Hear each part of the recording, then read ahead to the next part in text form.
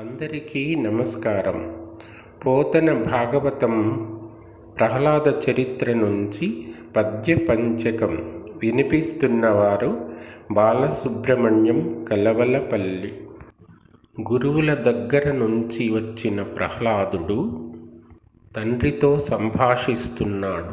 ఆ సంభాషణలో తండ్రి అయిన హిరణ్యకశ్యపుడు ఇలా అంటాడు: బాలక, నా వంశంలో పుట్టిన నీకు గురువులు చెప్పని ఈ బుద్ధి ఎవరి వల్ల కలిగింది?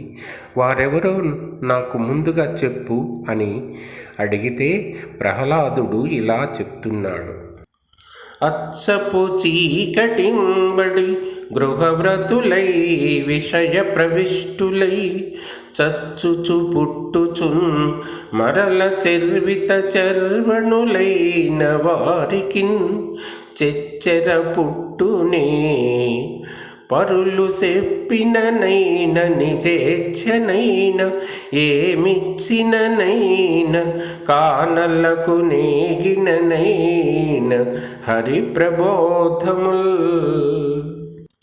అజ్ఞాన అంధకారంలో పడి గృహస్థులై విషయలోలురై చనిపోతూ పుడుతూ మరలా అదే పని చేస్తూ ఉండేవారికి ఇతరులు చెప్పినా గాని, తన ఇచ్ఛా మాత్రం చేత గాని, ఏమిచ్చినా గాని, అడవులకు వెళ్ళినా గాని హరిని గూర్చిన జ్ఞానం వెంటనే కలుగుతుందా తండ్రి?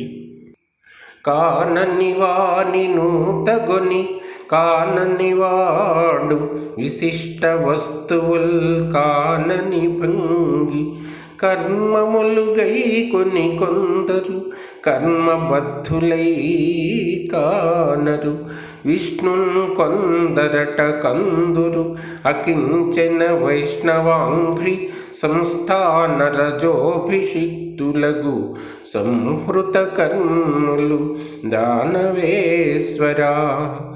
గ్రుడ్డివానిని ఆసరాగా చేసుకొన్న గ్రుడ్డివాడు విశిష్ట వస్తువులను చూడలేడు. అలాగే కర్మలను ఆశ్రయించి కొందరు కర్మబద్ధులై విష్ణువును కాంచలేరు. కానీ దానవేశ్వర, నిరుపేదలైన విష్ణు భక్తుల పాదధూళిని తలదాల్చిన కొందరు కర్మలు నశించి విష్ణుని చూడగలుగుతారు. శోధింపంబడే సర్వశాస్త్రములు రక్షోనాథ వేయేటికిన్ గాథల్ మాధవ సేము శ్రీతరణి సాంగత్యంబునంగాక దుర్మేధన్ దాటగవచ్చు నీ సుతవధూ మీనోగ్రవాంఛా మద క్రోధోల్లోల విశాల సంస్కృతి మహాఘోర అమితాంభోనిధిన్. రాక్షసరాజా, సర్వశాస్త్రాలు పరిశీలింపబడ్డాయి. ఇక ఇన్ని కథలెందుకు? ఈ విస్తారమైన సంసారం మహాభయంకరమైన సాగరం లాంటిది. ఇందులో కొడుకులు, భార్య అనే చేపలు ఉన్నాయి. తీవ్రమైన వాంఛలు, మదము, క్రోధం అనే ఎడతెగని అలలు ఉన్నాయి. ఇలాంటి సముద్రాన్ని పనికిమాలిన తెలివితేటలతో దాటలేము. కేవలం విష్ణుభక్తి అనే నావ సాంగత్యంతోనే అది సాధ్యమవుతుంది. ఇలా అన్న కొడుకును విదిలించి ప్రేమ చూపక రాక్షసరాజు తన వడిలో నుంచి వెంటనే క్రిందికి తోసివేశాడు.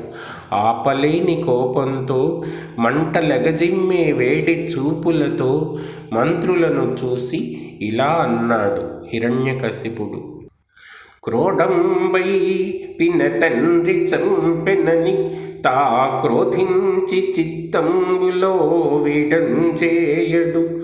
బంటు భంగి హరికిన్ విద్వేషికిన్ భక్తుడై ఓడండు. అకట ప్రాణవాయువులు వీడొప్పించుచున్నాడు. నాతోడన్ వైరము పట్టి ఇట్టి జనక ద్రోహిన్ మహిం కంటిరే. పంది రూపంలో వచ్చి తన పినతండ్రిని చంపాడు అనే కోపంతో తన మనసు నుండి ఆ విష్ణువును పారదోలడం లేదు. శత్రువైన విష్ణువునకు భక్తుడై ఏమాత్రం సిగ్గుపడడం లేదు. అయ్యో, వీడు ప్రాణాలు తోడేస్తున్నాడు, నాతో వైరం పూనాడు, ఇలాంటి పితృద్రోహిని భూమి మీద ఎక్కడైనా చూశారా అని రాక్షస వీరులను చూసి ఇలా అన్నాడు హిరణ్యకశిపుడు. పంచాబ్దంబులవాడు తండ్రి నగునా పక్షంబు నిందించి యత్కించిద్భీతియులేక విష్ణు అహితున్ కీర్తించుచున్నాడు. వల్దంచుం చెప్పిన మానడు అంగమున పుత్రాకారతన్ వ్యాధి జన్మించెన్ వీనివధించి రెండు ధనుజుల్ మీ పటుత్వంబులన్.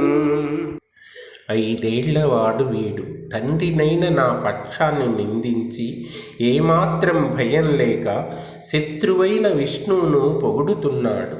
వద్దని చెప్పినా కూడా మానడం లేదు. పుత్రరూపంలో శరీరంలో వ్యాధి పుట్టింది. రాక్షస వీరులారా, మీ సామర్థ్యాలతో వీనిని చంపిరండి అని అంటాడు హిరణ్యకశిపుడు.